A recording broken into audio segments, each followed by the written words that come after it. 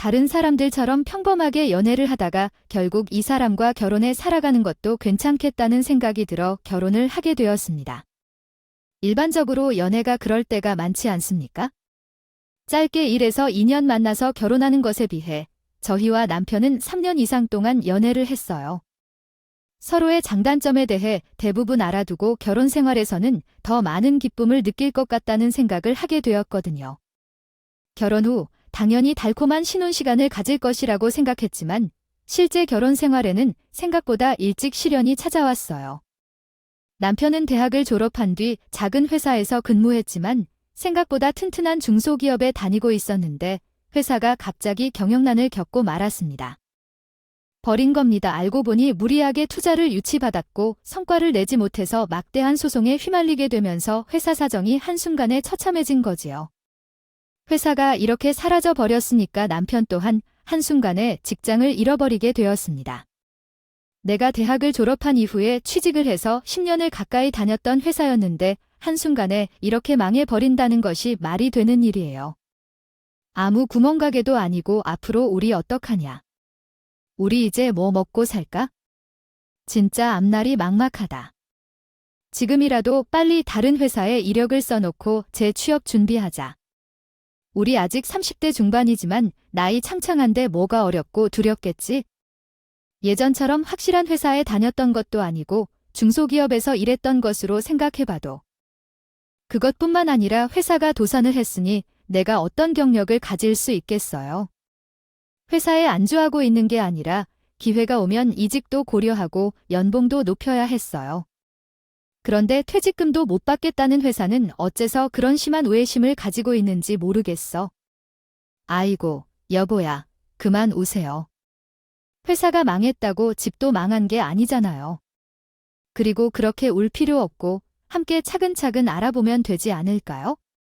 여보님이 얼마나 훌륭한 분이신데 일할 곳이 없을 것 같은 얘기는 하지 말고 빨리 이력서부터 작성합시다.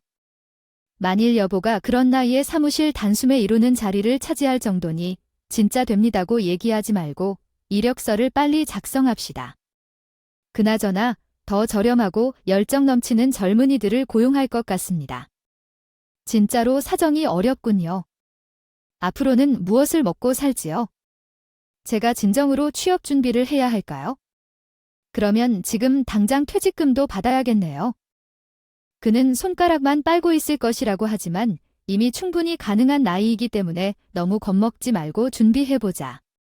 자격증도 없고 스펙이 부족하다고 남들과 비교하면서 이력서에 경력사항을 적을 내용이 단 한 줄뿐이라고 막막해했다.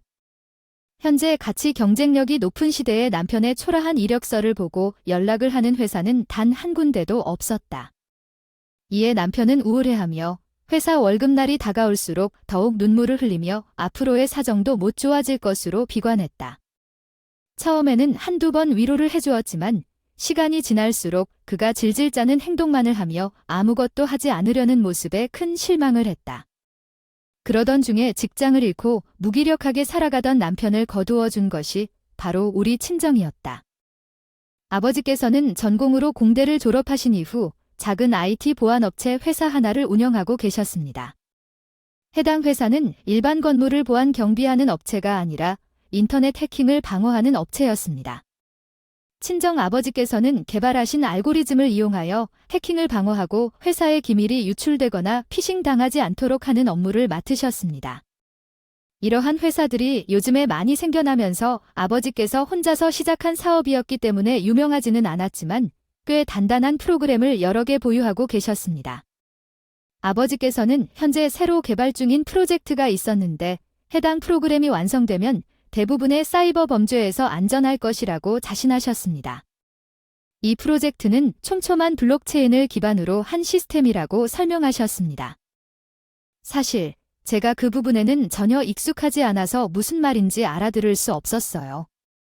아무튼 아버지께서 정말 열심히 만들고 계신다는 것은 알 수 있었어요.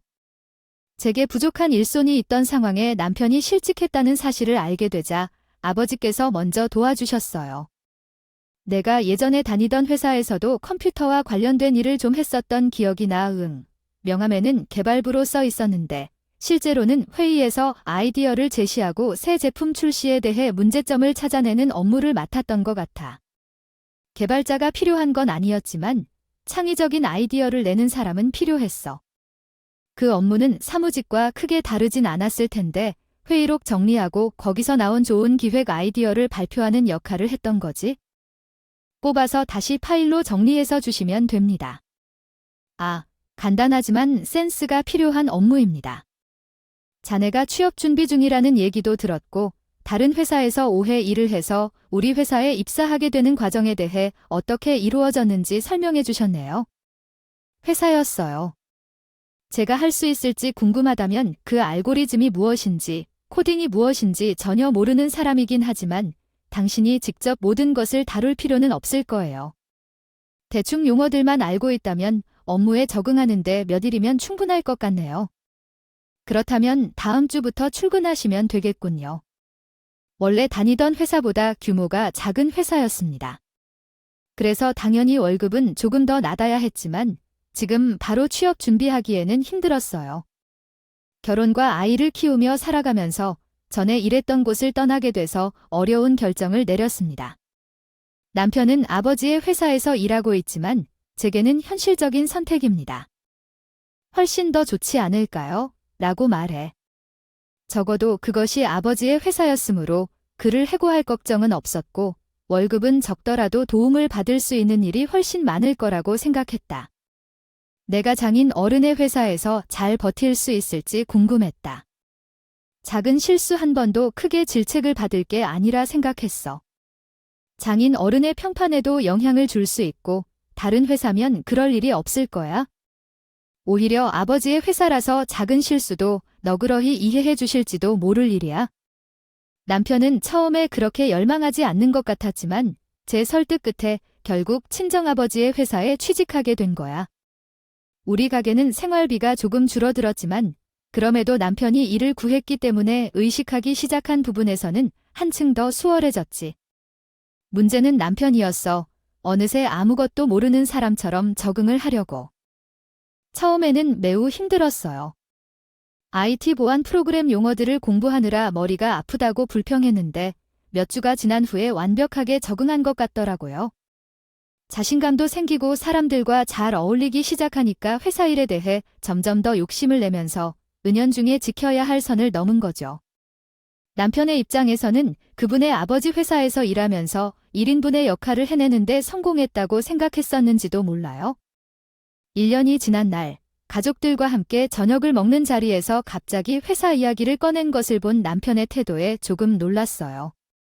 가족끼리 식사하는 자리에서 굳이 연봉 협상을 할 필요가 있을까요?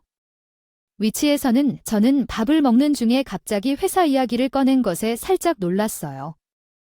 이야기를 왜 꺼내는지 이해가 안 갔거든요. 저 장인은 그래도 제가 회사를 다니는 지 1년이나 지나고 나름 정규직이 아니겠습니까? 저도 처음에는 실수가 좀 있었지만 지금은 1인분은 해내고 있고요. 저도 연봉을 조금 올려주셔야 하지 않나 싶습니다. 지금 월급이 적어도 너무 적어서 애들 키우기도 힘들고요. 게다가 다른 회사에서 쌓아올린 경력도 있는데 제 연차의 월급은 적어도 너무 적습니다. 어디 가서 친구들 만나서 술값도 계산 못해요. 그런 걸 꼭 가족들끼리 밥 먹자고 모인 자리에서 이렇게 이야기해야 하나. 연봉 협상은 회사 테이블에서 해야지. 지금 제 나이에 이 월급 받으면서 직장 생활하는 사람 아무도 없습니다. 이 팀에 있는 김 과장이 저보다 연차도 적은데 월급은 훨씬 높습니다. 많아요. 이 팀은 핵심 부서나 마찬가지이고 더군다나 김 과장은 개발자 아니냐고요. 아예 포지션이 다른데 비교할 대상이 아니라고요. 저도 애 키우는 입장이고 더군다나 제가 오는 애는 장인어른의 손주시는 것이 아니겠습니까? 여기에야 이참에 연봉 좀 팍팍 올려주세요. 회사에서 얘기해봐야겠죠? 제 성과 따져가면서 동결시킬 게 뻔한데 장인은 사위한테 힘 좀 써주시라고요. 저는 그만해 됐어요. 좀 의아함이 들어서요. 본인이 회사에서 성과를 잘했다면 연봉이 동결될 이유가 하나도 없을 거예요.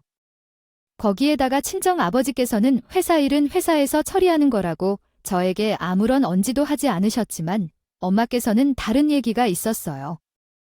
남편이 회사에서 본인이 사장 사위라는 걸 알고 있냐면서 은근히 직원들에게 거들먹거리고 어깨를 쫙 펴고 다닌다고 하시더라고요. 이야기했어요. 엄마께서는 남편이 사장 위임을 내세우는 바람에 오래 다닌 직원들도 눈치를 보게 되고 이 말을 조심해야 한다고 하셨어요. 회사 사람들을 불편하게 만드는 재지가 있다고 언제쯤 그 처리를 해주시겠냐고 하시면서 경고의 말씀을 하신 적이 있었어요.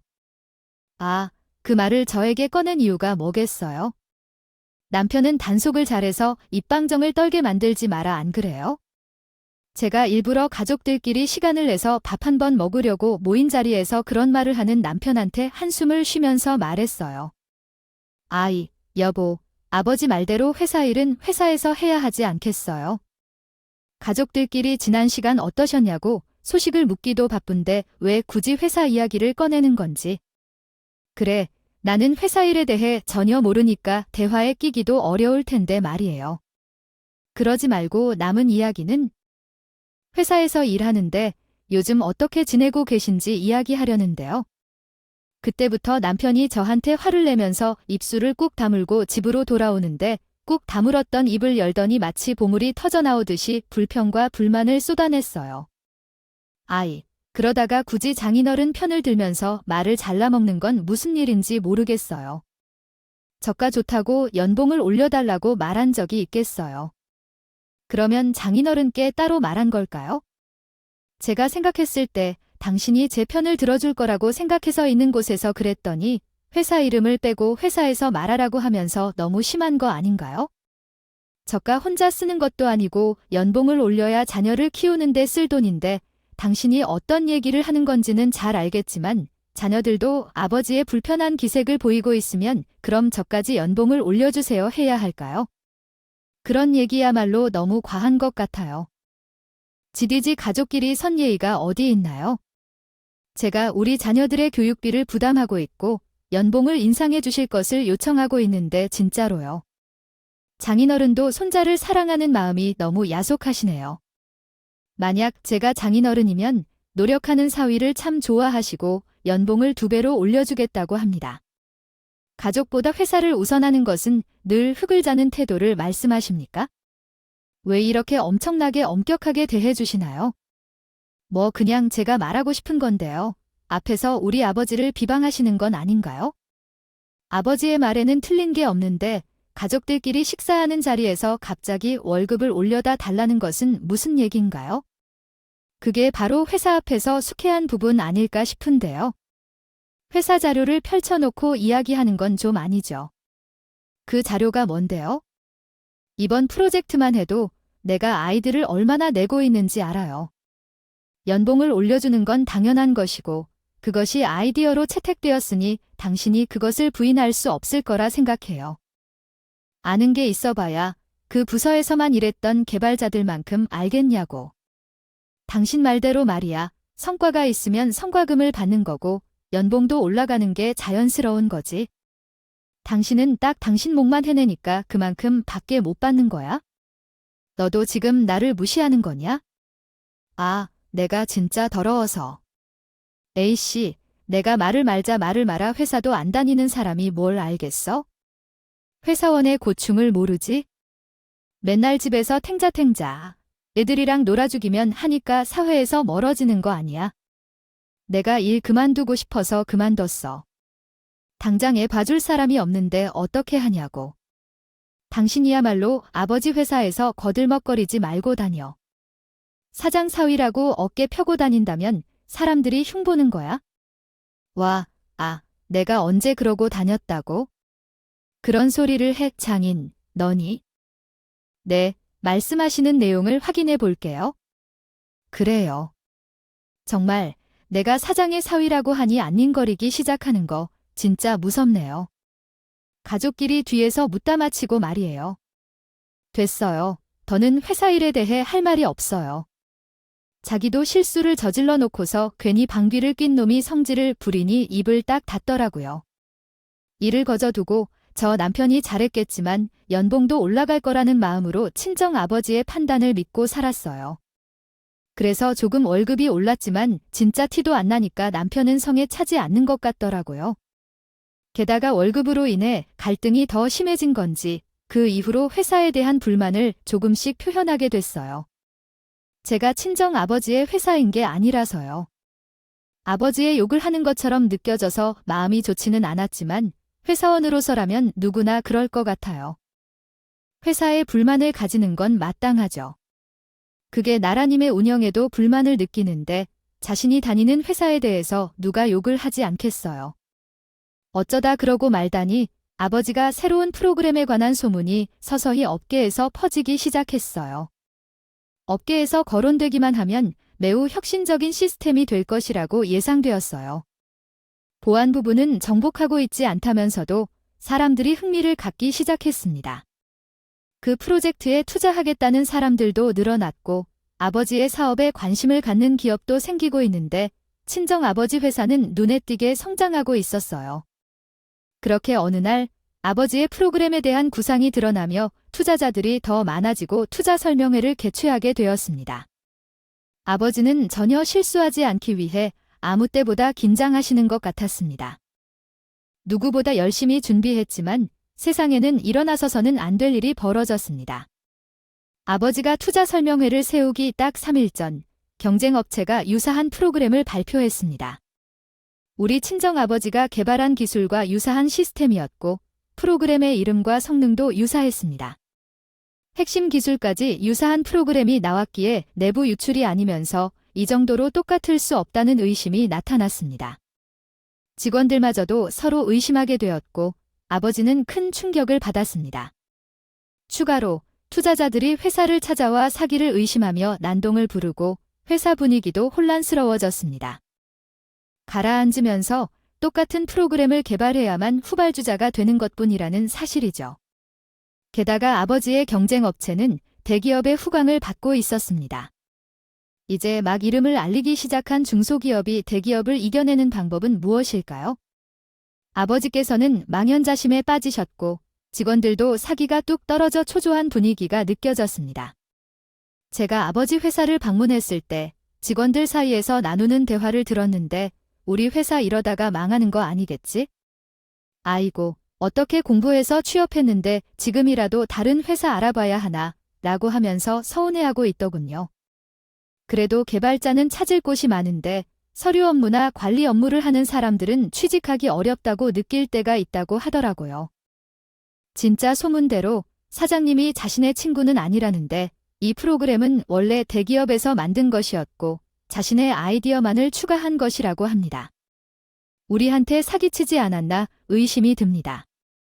내부 유출도 의심이 되는데 이로 인해 완전한 수십억 대의 소송이 발생할 수도 있습니다. 회사가 문을 닫으면 어떻게 될까 걱정되네요. 아직까지 그에 대한 확실한 내용이 나오지 않고 있기 때문에 여유를 가지고 지켜보는 것이 좋을 것 같습니다. 혹시나 나중에 이직을 고려해야 할지도 모른다는 생각이 들고 있어서 구직 사이트를 살펴보고 있어요.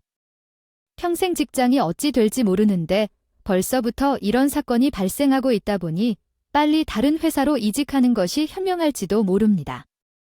경쟁업체에서 먼저 프로그램을 발표한 탓에 아버지의 모든 프로그램 개발에 대한 손을 쳤습니다. 투자자들은 투자금의 회수를 요구하고 갑자기 회사가 큰 돈을 요구하고 있습니다. 빠져나가기 시작하니까 회사 자금난이 생기게 되었어요. 투자금은 투자금대로 쓰고 직원들에게 월급을 주지 않았기 때문에 아버지께서는 한순간에 비통해지셨습니다. 그러나 아버지께서는 힘든 일을 참고 노력하셨어요. 직원들을 자신의 가족처럼 대하며 회사를 운영하셨습니다. 가장 힘든 상황에도 버티고 나가야 한다고 생각하셨던 겁니다. 그런데 아주 충격적인 사실이 드러났어요. 회사에서 일하던 여직원 중 한 명이 자신이 특허 기술을 도용했다고 자백했습니다. 이 여직원은 정규직 사원이 아니었고 하청업체에서 파견된 직원이었는데 욕심을 부려서 기술을 훔쳤다고 하더라고요. 전 그 여직원이 자백을 한 것도 사실은 이해가 가지 않았어요. 이미 사고가 7대로 설치하고 유출은 다 되어 있는데 이제 와서 자백을 하면 무엇이 될까요? 회사가 망하게 생겼는데 아버지는 믿었던 직원에게 맞은 뒤통수로 인해 완전히 무기력해졌다. 하다못해 우울증까지 생기신 아버지는 그 여직원에게 소송을 걸어야 한다는 의욕조차 없었습니다. 그 사이에 그 여직원은 하청업체까지 그만두고 호연히 사라져 버렸어요. 완벽하게 잠수를 탔다는 거예요. 그 여직원이 적었던 집 주소를 찾아가고 휴대폰으로 전화를 걸어봤지만 전부 다 연결되지 않았어요. 전 정말 환장할 줄 알았는데요. 제가 아버지가 너무 걱정이 되었는데 정작 회사에서 일하는 남편은 천하태평이라는 걱정도 안 돼 당장 월급도 밀리게 생겼고 우리 아버지 회사 망하게 생겨서 너무 남잔처럼 행동하고 있잖아. 우리 가족인 것도 있고 당신 회사에서 하는 일인데 이렇게 무관심하고 무책임하게 대하고 있는 것 같아. 내가 나아서 할 일도 아니고 나는 단지 월급을 받는 직원일 뿐이야. 일어나야 할 문제도 없고 그냥 위로만 할 일인데 내가 말하는 것을 듣는 거야? 내 속이 태평하기가 어렵고 고생할 때 당신은 그저 무관심하게 지내는 건가? 아버지 일인데 왜 그렇게 남잔다 한들 너무하지 않냐고? 그냥 내가 말한 대로 하라니까 직원들 월급도 인상해주고 잘 대해준다면 왜 특급 기밀을 보여줬는지 다들 침묵하고 있어? 아마도 있었겠지만 회사에 대한 불만이 한두 가지가 아니었을 거라 생각해. 내가 몇 번이나 장인어른에게 이야기를 했는데 월급을 올려달라거나 근무 시간을 좀 줄여달라거나 일이 너무 많다고 했었지. 근데 듣지도 않았다고. 장인어른이 그러니까 이런 문제가 생기지. 세상에, 지금 그걸 말이라고 하는 거야? 우리 아버지 회사면 중소기업 치고는 근무 시간도 널널하고 복지도 좋은 편이야. 세상 어느 중소기업이 우리 아버지 회사처럼 운영할까 하면서 우리 아버지께서도 젊은 사람들에게 맞춰 운영하시려는 것 같은데 결국에는 직원들이 등골을 빼먹나 봐. 왜 특급 유출이 생긴 걸까? 근본적인 문제를 생각해야지. 이건 다 솔직히 장인어른의 잘못이라고 볼 수밖에 없는 거야. 다들 돈이 필요해서 돈을 받고 소스를 유출한 게 아니겠니? 당신은 범죄자이자 거짓말쟁이라는 사실을 알고 있습니다. 이런 사람을 믿고 애를 키우고 있다는 사실이 너무 한심합니다. 정의를 가지지 않았다 해도 자신의 아버지에 대해 그런 말을 할 생각은 하지 않았어야 했어요. 힘들 때 당신을 도와준 것은 나의 아버지예요. 당신이 도와줘 달라고 했었나요? 장인 어른이 부족한 사람이라고 생각해서 싼 값에 쏘가 데려간 건데 좋은 경력이 이런 일을 하는데 돈 때문에 자신의 아버지를 노골적으로 비방하는 건 너무하죠.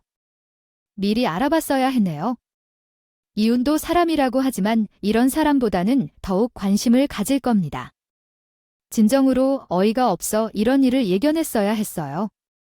막말로 남의 회사에 보안 프로그램을 만드는 회사를 근무하고 있지만 여전히 기밀 정보를 유출하지 않았다고요. 막아낸다는 게 그 말이 되냐. 회사 평판 다 떨어지고 투자도 회수 못하고. 그거 하고도 남지? 그러니까 평생 중소기업에서 벗어나 못하고 뭐를 물으는 거야? 당신 지금 말 다 했어. 다른 건 몰라도 우리 아버지 하는 말은 참을 수가 없어. 나는 아주 객관적인 시선에서 바라보고 이야기하는 거거든. 장인어른의 회사 망했어. 아주 쫄딱 빚만 잔뜩 지고 망해버렸다고 알겠어. 그러니 다 당신도 빨리 현실을 자각하라. 남편의 막말에 대판 싸우고 나 서러워서 방에서 혼자 울고 있었는데 집에 누가 찾아왔더라고요. 누군가 하고 인터폰 화면을 봤더니 저희 부모님께서 떡하니 현관문 앞에 계신 게 아니겠어요. 제가 놀라서 현관문을 열어주려 가려는데 갑자기 남편이 막더라고요. 뭐 하는 짓이야? 지금 현관 앞에 우리 부모님께서 계신다고요? 거 보셨죠? 빨리 문을 열어드려야지. 내 앞을 막고 그래 남편이 한숨을 깊게 쉬더니 만 다시 인터폰으로 가서 현관문과 통화를 연결했어요.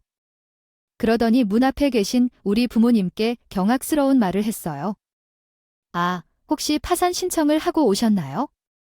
집까지 다 털어서 지금 가실 곳이 없어서 우리 집으로 찾아오신 거 맞죠?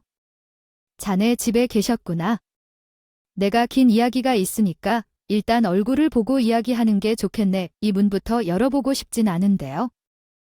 아니면 개털이 되셨나요? 어디로 발을 들이밀려고 하시나요? 아, 진짜 염치도 없네요. 저희 집 말고 다른 데 알아보세요. 우리 집에 아이들도 있는데 거렁뱅이가 된 상태로 오셔서 모습을 보여주시려고 하나 봐요. 그래요? 그러면서 현관문 맨 위에 있는 쇠로 된 걸쇠를 걸고 꾸민다고 해야겠죠? 저는 너무 놀랐어요. 지금 뭐 하는 짓이냐고 물어보니까 저를 보면서 정말 잊지 못할 비웃음을 날리더라고요. 아니, 사장님을 때 징족 좀 잘하셨으면 이런 일이 벌어지겠어. 다 망한 다음에 우리 집 찾아오면 뭘 어쩌자는 건데 왜 우리가 모시고 살아야 돼? 우리 부모님도 알아서 노후 준비 잘하셔서 자식들한테 피해 안 끼친다고 알아서들 잘 살고 계신 거야? 당신도 알지. 근데 저가 집은 망했다고 바로 우리 집부터 찾아오네. 이게 뭐 얼마나 염치 없는 짓이야? 사이 불편할 거란 생각도 못하고 너 지금 한 말 전부 후회하게 될 거야. 당장 문 열어야 하니까 비켜. 우리 부모님을 문 앞에 세워두고 뭐 시위라도 하겠다는 거야? 아무리 그래도 그렇지. 얼굴 보고 대화 좀 하자고 하시는데 뭘 눌러부터 비켜. 너는 그런 진부한 거짓말에 속아 넘어가고 싶냐? 얼굴을 마주하고 대화해야 한다고 문을 열자 순간 우리 집에 빈대처럼 들러붙을 거라는 것은 확실해. 아이 문을 열었다가 앞으로 너희 집에서 머물자고 하면 어떡하지? 이럴 때는 문을 잠그는 게 현명해. 남편의 목소리는 얼마나 크겠냐면 복도까지 울리는 것 같아요. 대문 하나를 두고 있는 부모님은 남편의 말을 모두 들었을 거란 생각이 들어서 눈물이 나기 시작했어요. 제게 도대체 어떤 죄를 지었길래 남편 덕분에 부모님의 가슴에 대못을 박는 일이 생긴 거지? 제가 열리지 않아서 그대로 손을 뻗어 남편의 머리를 잡고 흔들어 버렸어요. 그러다가 비키라고 확 밀쳤어. 평소에 운동이라고는 하나도 안 하는데 말이지. 상황에서의 대사를 바탕으로 만들어진 문장은 다음과 같습니다. 미친 것 같은 이 멸치 같은 사람이 비틀거리며 낙하지 않고 있어. 아이야, 너 지금 내 머리털을 뽑았어. 이건 완전히 폭력적인 일이야. 매 많은 남편이라는 말이 나한테 해당될 줄은 상상도 못했어. 이건 완전한 소송 이야기야. 내 머리카락에 손대지 마. 나 진짜 스트레스로 머리도 빠지고 있는데 몇 가닥이 빠졌냐고? 몇 개의 머리털을 뽑았다니 경기를 일으키네. 왜 몇 가닥 남지 않은 머리털이 그렇게 중요하냐? 내가 신을 피부에 붙이니까 머리부터 벗겨진단 말야. 너 지금 다 알아. 이건 인신공격이야. 내가 나에게 모욕감을 준 거야? 모욕감이 나에게 상처를 주는 것이고 비켜 소송하려면 하라고. 어차피 우리는 싹 다 반반 나눠 결혼했는데 차라리 이혼하자. 그게 더 좋을 것 같아. 우리가 지금 부모님께서 현관문 앞에 세워두신 거지와 말을 막 수 없는 사람들을 만나서 더 이상은 살 수 없겠다고 느껴 반방을 택했습니다. 그리고 문을 확 열었더니 부모님께서는 눈을 부라리며 넘어지신 남편을 보고 계셨습니다. 남편은 그 눈빛에 살짝 졸은 듯한 모습을 보였지만 자존심이 있는지 큰 소리를 치더라고요. 모든 내용을 다 들으신 부모님께서는 망에 찾아온 주제를 왜 찾아보느냐며 물으셨습니다. 저는 마누라에게 한 번도 손을 올리지 않았고 맞은 사람은 저라고 말씀드렸습니다. 제 피해자인데도 제 이야기 좀 하자고 찾아온 것인데 몇 번을 말했어도 우리를 현관문 앞에 세워두고 상처를 주는 말을 하는 걸 정말 못 참았습니다. 뭐라도 할 말이 있다면 빨리 하고 가시라고 이야기했습니다. 도대체 어떻게 이런 사람을 만났는지 모르겠어요. 돈을 빌려달라는 건 아니에요. 우리는 돈이 없어요. 남편은 월급을 조금씩만 받고 그 돈을 왜 바라는 건지 이해가 안 돼요. 저희 이혼하면 돈을 반반 나눠 가질 텐데 어차피 돈을 어떻게든 벌어가면서 살아봐야겠지요. 결혼해서 아이까지 키우면서 살아왔던 시간이 너무 아까워요. 남편은 현관에서 더니만 말만 하고 나가면 되겠네요. 발들일 생각도 하지 말고 밖으로 나가세요. 그리고 등에 매신 배낭은 무엇인가요? 왜 들고 오신 건가요? 당장 몇 일 지낼 준비를 한 건가요? 아니면 다 차고 있어서 가져온 건가요? 이런 사람이 정말 미친 사람인지 의심스럽네요. 저도 요런 상황에 어쩔 줄 모르겠어요. 부모님 앞에서 남편에게 아주 쌍욕을 한 적이 있어요. 그런데 자기는 타격도 없다는 듯이 귀를 틀어끼는 행동까지 하더라고요. 완전히 저를 무시하더니 저희 아버지께서는 아주 무례한 말씀을 하셨더라고요. 장인어른, 그래서 몇 가지 조언을 한다고 했을 때 제 말을 들었다면 이런 일도 없었을 거 아닌가 싶습니다. 사업을 하실 때 가장 중요한 것은 직원들을 잘 살펴봐야 해요. 월급을 올려주지 않고 그냥 부려먹는다면 직원들이 이직해 가거나 퇴사하는 현상이 발생할 수밖에 없어요. 내 직원들은 알아서 알뜰하게 살면서 일을 잘 해나가고 있다고 생각해요. 당신 말고는 월급에 대한 불만도 없었어요. 왜 내 회사에서 하는 일에 대한 대가로 월급을 올리라고 요구하는지 이해가 안 돼요. 내가 쉬운 것만 시켰는데 우리 딸이 돈으로 고생하는 것 같아서 일부러 취직까지 시켜줬더니 은혜도 모르고 이따위로 행동을 해. 은혜요와 월급 그만큼 줘놓고 은혜는 무슨. 솔직히 저도 이직 준비했으면 지금보다 훨씬 더 나은 대우를 받고 있을 텐데요. 내 할 말 아직 안 끝났네.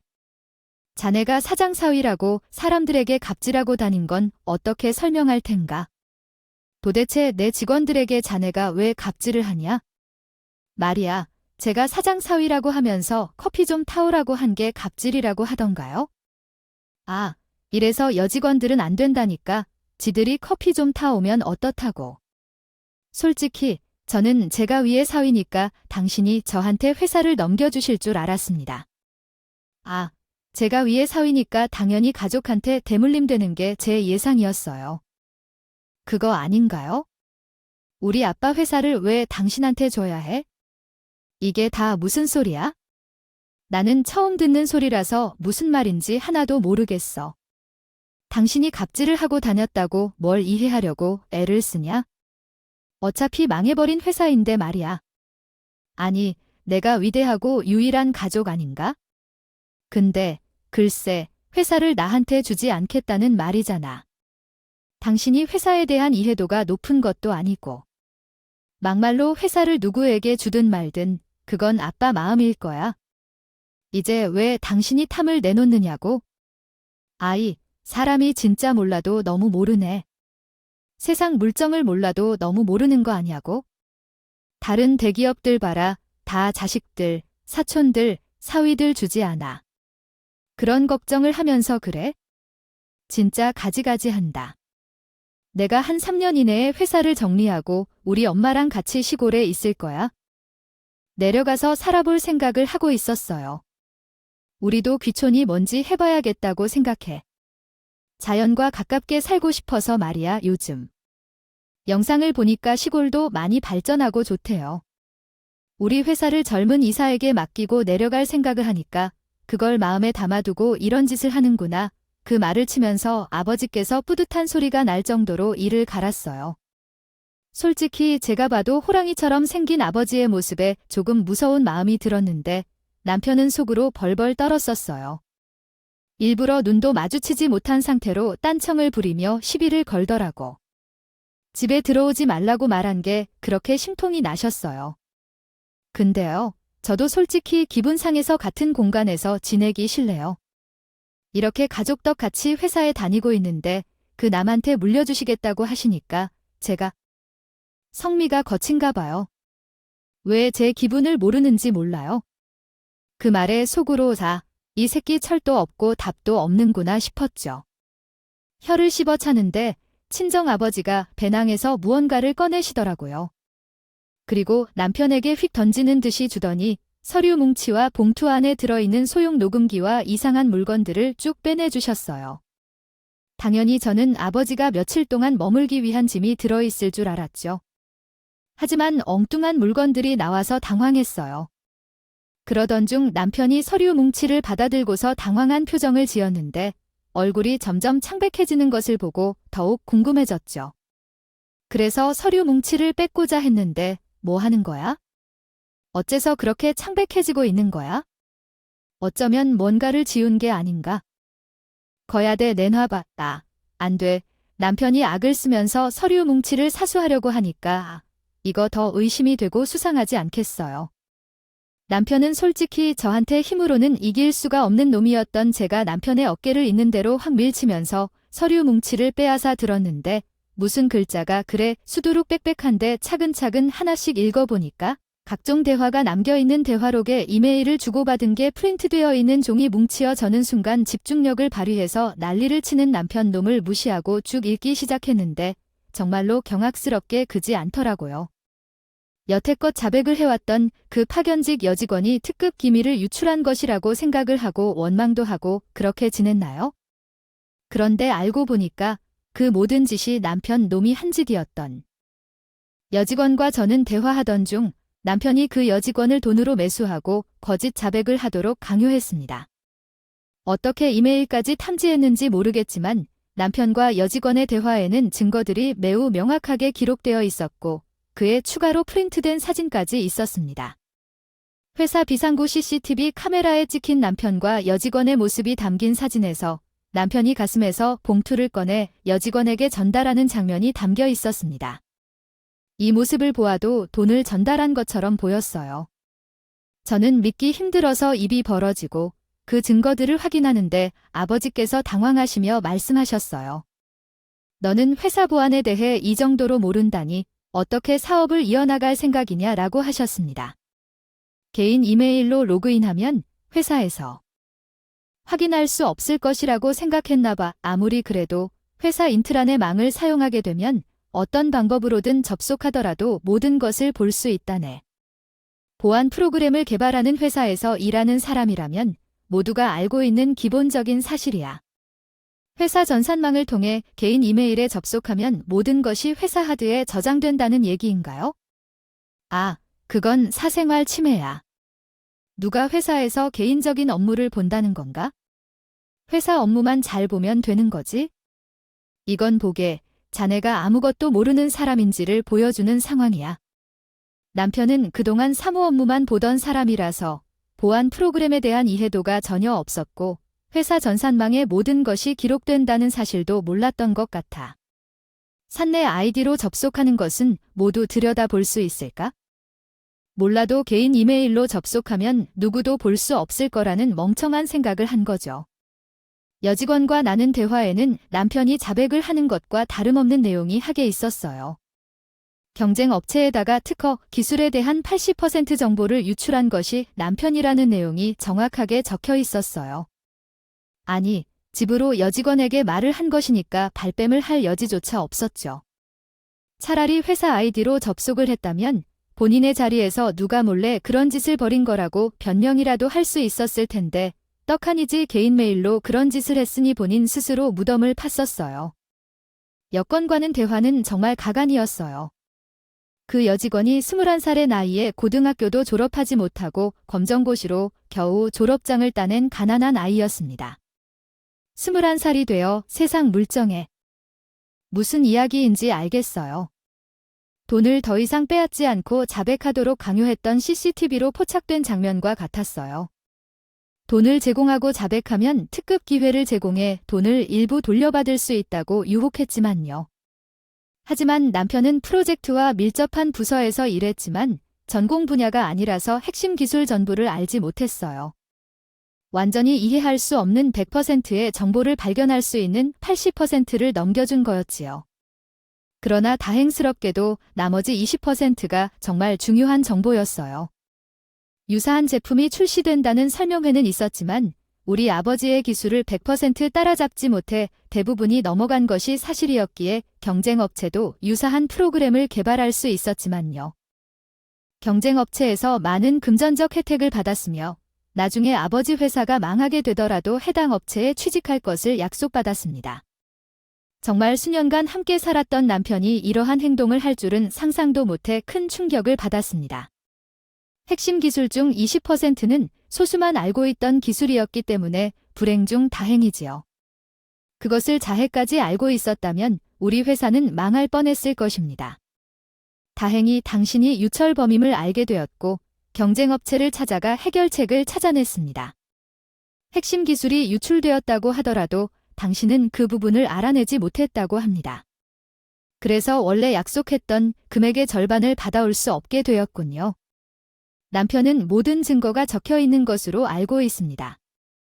손에 들고 종이를 벌벌 떨면서 아무런 말도 하지 못했어요.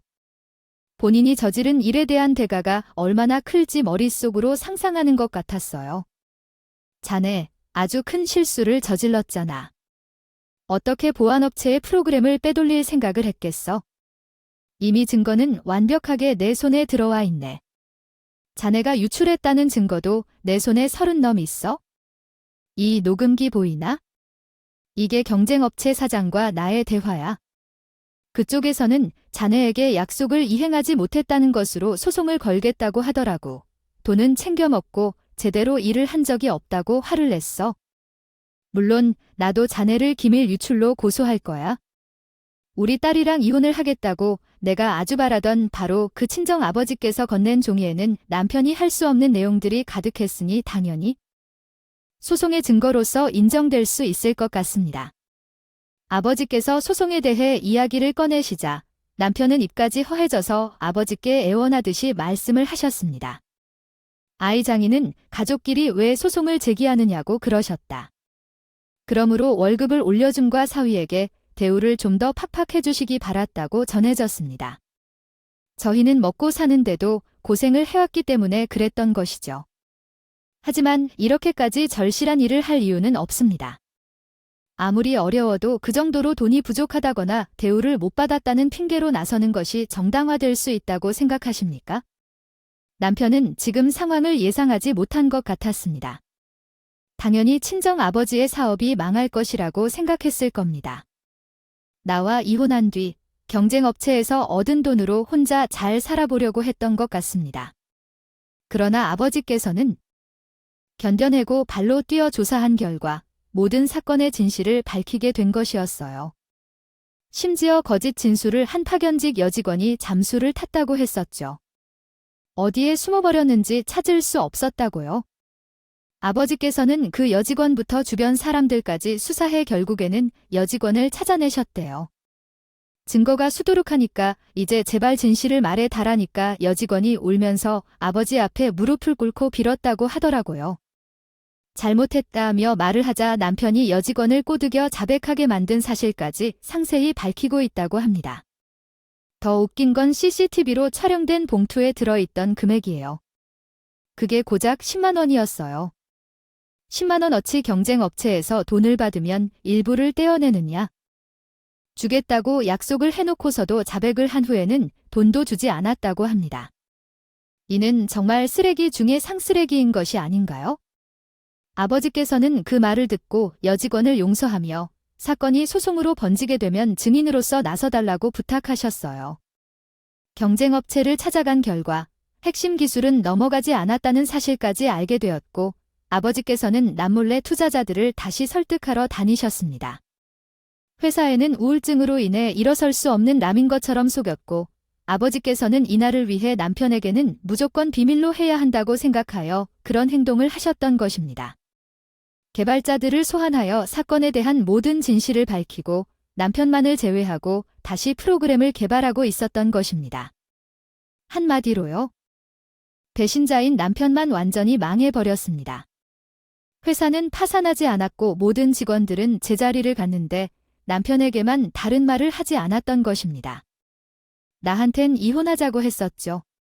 그래, 좋아. 당장 이혼하자. 모든 진실을 알았으니까. 내가 너 같은 쓰레기랑은 하루도 더 못 살겠다. 냄새가 나서 갑자기 이러는 게 어딘지. 자기야, 내가 철없는 마음에 저지른 실수라고 예 장인. 너요, 아닌가요? 인정받고 싶어서 저지른 실수입니다. 그러니까 제발 용서해 주세요. 제가 무슨 수를 써서라도 원상복구 시켜놓겠습니다. 엎드리라고 하시면 엎드릴 거예요. 분이 풀릴 때까지 젖히세요. 한 번만 봐달라면서 구질구질하게 매달려 피는데 정말 답도 없는 쓰레기였어. 분리수거도 되지 않을 일반 쓰레기요. 우리 아버지께서는 본인 다리에 매달려 있는 남편을 그냥 발로 뻥을 쳤습니다. 입에 망덕한 자식아가 회사에서 해고되었고 아무 데서도 쓸모없는 존재였습니다. 회사에서 내려보면서 월급을 주던데 말이에요. 이렇게 뒤통수를 맞고 살았던 3입니다. 잘못을 저질렀고 가족을 잃고 돈도 잃었으니 어떻게 살아가면 좋을까요? 저는 잘못을 저질렀어요. 부디 한 번만 저를 용서해 주세요. 모든 것을 다원복시키고 싶습니다. 이미 그 프로그램도 개발이 완료됐다고 하는데 이제야 돈을 벌이려는 참입니다. 그러니 한 번만 봐주시길 바랍니다. 눈앞에서 사라질 일은 없을 겁니다. 부디 경쟁업체나 나쁜 소속자에게 속지 마시고 억대의 빚을 질지도 모르니 언제 상환할 것인가요? 부디 살려주세요. 억대 잠깐, 수십억 아니면 수백억이 소모될 일일지도 모릅니다. 너와 같은 사람과 함께 한다면요. 산 우리 귀한 딸은 절대로 고생시키지 못하도록 하겠습니다. 당장 꺼져 자라. 제발요. 그동안 저에게 베푸신 자비를 한 번 더 베풀어 주세요. 제가 잘못했어요. 당장 꺼져. 아니면 변호사를 선임해서 이혼해 주세요. 어떤 방법을 써도 꼭 이혼시키고 말 텐데요. 이혼을 안 한다고 버틸 수 있을 것 같아요. 아버지께서는 그 후로 정말 변호사를 선임해서 이혼 소송을 진행시켜 주셨어요. 남편 새끼가 절대로 합의 이혼을 못한다고 버텨왔던 이유로 인해 소송이 걸렸기 때문이었어요. 그러나 그것도 금방 무너지고 말았어요. 남편은 우리 아버지 회사에서나 경쟁 업체에서나 소송이 걸렸기 때문이었어요. 시댁에서 모든 문제를 알고 난리가 나서 저에게 울면서 전화를 하셨어요. 네, 내 위기에 어떤 일이 일어난 거지요? 우리 아들이 말도 못할 금액에 소송이 걸렸다고 하더라도 사돈께 놓여온 푸시라고 전해주면 안 되겠죠. 제가 왜요? 이제는 남자라서 남자 일이 제가 신경 쓸 일은 아니에요. 알아서 하세요. 그러고는 바로 차단했습니다. 소송이 걸린 이후 전 남편은 하루가 뭐다 하지만 쟤를 찾아 빌었지만 쟤는 만나주지도 않았습니다. 그 뒤로 수십억 대의 배상을 해야 한다는 판결을 받게 되었고 전 남편과 그 집안은 아주 풍비박산이 났어요. 이전 시부모의 노후를 보살피는 것은 물론이고 가지고 있던 집까지 전부 팔아치웠지만 돈을 갚을 수 없었어요.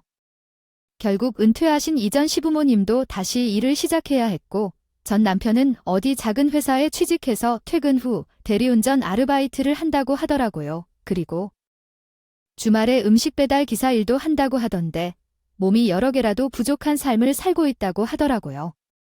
친정 아버지께서는 예정보다 더 늦어졌지만 프로그램을 출시하게 되었고 여전히 바쁘게 살아가고 계십니다. 직원들에게 성과급도 전부 지급하고 이전보다 더 성장하고 더 탄탄해진 회사를 운영하고 계십니다. 얼마나 다행인지 모르겠어요. 앞으로도 이렇게 저희 집은 탄탄히 걷길 바라며 전 남편 내 집안이 더욱 망해버리길 바라면서 제 사연을 마치도록 하겠습니다. 제 긴 이야기를 들어주셔서 감사합니다.